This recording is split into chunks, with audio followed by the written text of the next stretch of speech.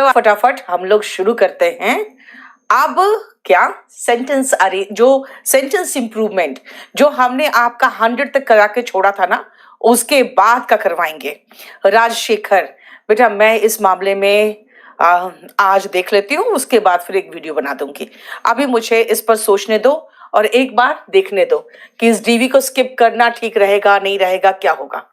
चलिए 100 नंबर तक हम कर चुके थे, अब 101 नंबर से हम शुरू करते हैं।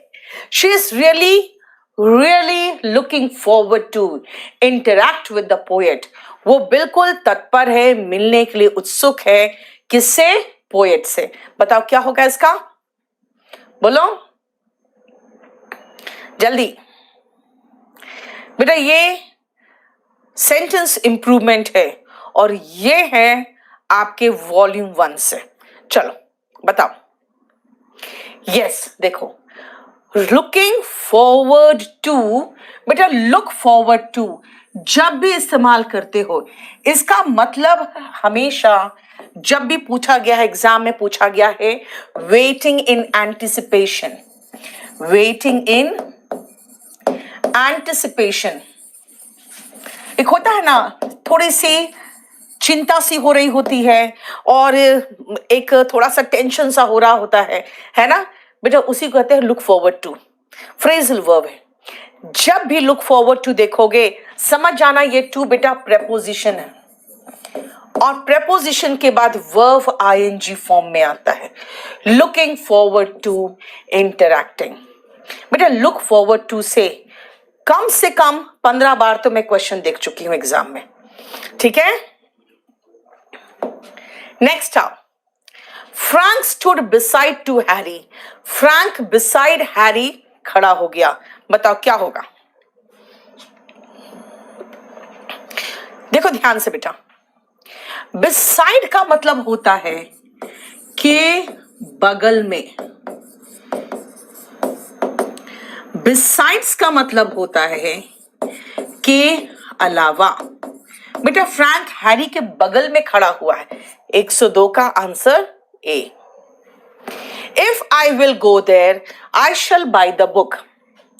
अगर मैं वहां जाऊंगी तो मैं किताब खरीदूंगी।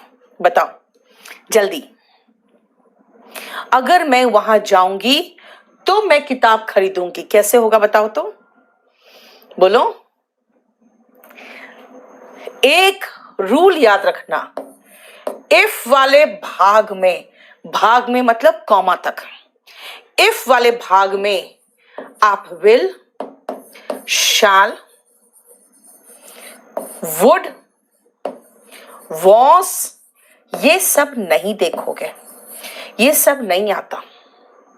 इफ आई विल गो नहीं, विल हटा दो, प्रेजेंट इंडेफिनिट टेंस है, ये फ्यूचर कंडीशनल सेंटेंस है, आप पढ़ चुके हो। If I go there I shall buy the book, ठीक है।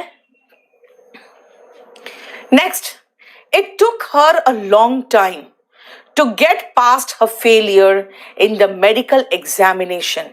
मेडिकल एग्जाम में वो फेल कर गई तो उसे काफी समय लगा इससे उबरने में, उसे काफी समय लगा इससे उबरने में। क्या होगा बताओ तो, जल्दी बताना, बताओ बेटा। रोज रोज गोल्डन रूल्स पढ़ाते रहूंगी तो फिर मैं वॉल्यूम 1 कब खत्म कराऊंगी बताओ तो। हाँ, और जो लोग पढ़ चुके हैं पहले से उनके रिवीजन के लिए है क्लास। जिन्होंने सारी ग्रामर खत्म कर रखी है उसका भी प्रैक्टिस जरूरी है ना बेटा। देखो गेट पास्ट नहीं होगा, गेट ओवर होगा। याद रखना, गेट ओवर का मतलब होता है उबरना, उसको उससे उबरना, पार करना मेंटली, उसको कहते हैं गेट ओवर। यानी फेल कर गई तो उससे उबरने में उसे काफी टाइम लग गया। देखो ठीक है। When we came out of the restaurant, it was 11:30. जब हम रेस्टोरेंट के बाहर आए तो 11:30 बजे थे। बताओ क्या होगा, बोलो। SY जो बेटा थोड़ा सा टाइम तो दोगे, आप इतना मैसेज किए जा रहे हो। भाई आंसर देने के लिए भी तो स्पेस छोड़ोगे ना कि तुम्हारा ही देखते रहे इर्शिद दुबे। बेटा रुक जाओ, क्लास के बाद आप कमेंट में लिख देना, हम लोग देख लेंगे। ठीक है, बताओ क्या होगा। नो इम्प्रूवमेंट चाहिए यार, कुछ नहीं। देखो ना, जब हम रेस्टोरेंट के बाहर आए तो 11:30 बजे थे, कुछ नहीं, सही है। When we came out of the restaurant, कहाँ, सेम टाइम पे भाई। पास्ट परफेक्ट तो जरूरी ही नहीं है, नो इम्प्रूवमेंट, दोनों सेम टाइम पे हुआ है ना। देखो चलो, I did not agree with him, मैं उससे सहमत नहीं थी। क्या कह रहे हो?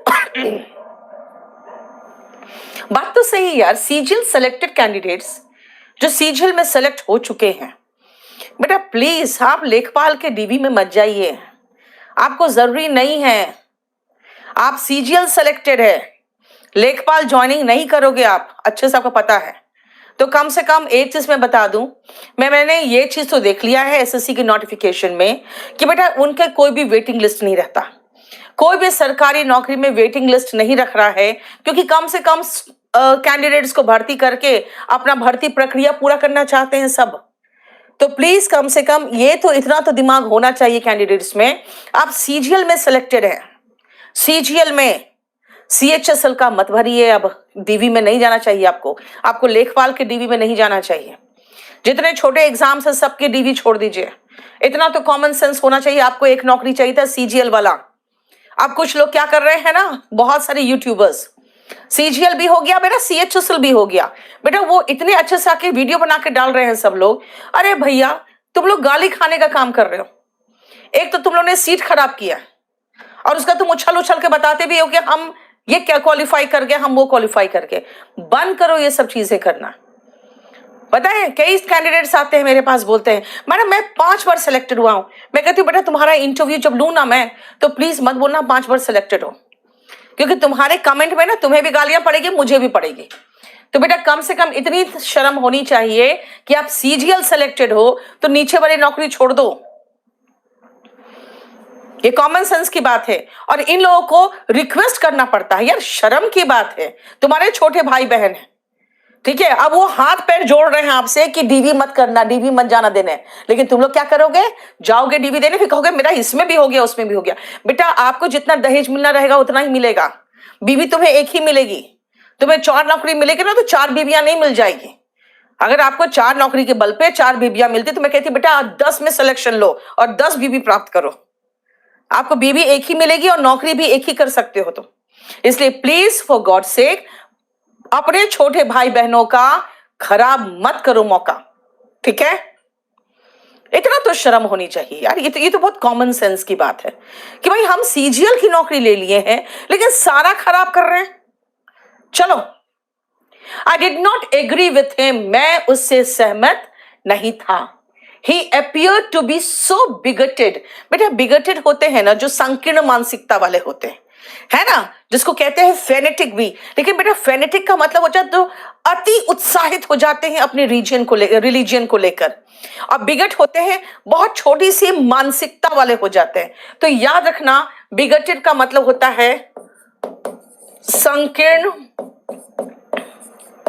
मानसिकता वाला, ठीक है।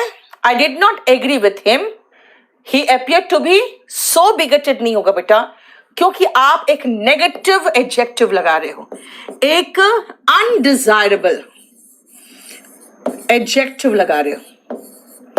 अनडिजायरेबल एडजेक्टिव के साथ जनरली हम टू लगाते हैं, और वेरी ऐसे एडजेक्टिव्स के साथ जो देखने में और हमें पसंद होता है।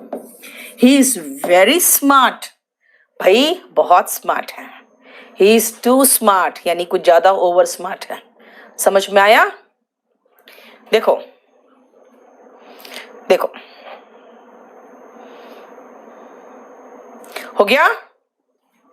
Next, as soon as she noticed the workmen, जैसे ही उसने वर्कमैन को, वर्कमैन मतलब कई वर्कमैन है बेटा, नोटिस किया, she asked them what they have been doing, उसने पूछा वो लोग क्या कर रहे थे। बताओ क्या होगा,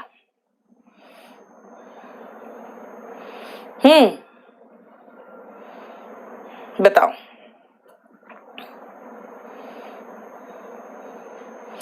बोलो बेटा, इसके पहले वाले लेक्चर सारे आउट थे, अब केडी लाइव ने उसको सेल पे लगा दिया है। ठीक है, सुनो। What they had been doing, देखो, जैसे ही उसने नोटिस किया वर्कमैन को, उसने पूछा, बेटा देखो ध्यान से, वर्ब का सेकंड फॉर्म, वर्ब का सेकंड फॉर्म, तो आगे भी वर्ब का हमें पास्ट फॉर्म ही चाहिए। देखो नेक्स्ट,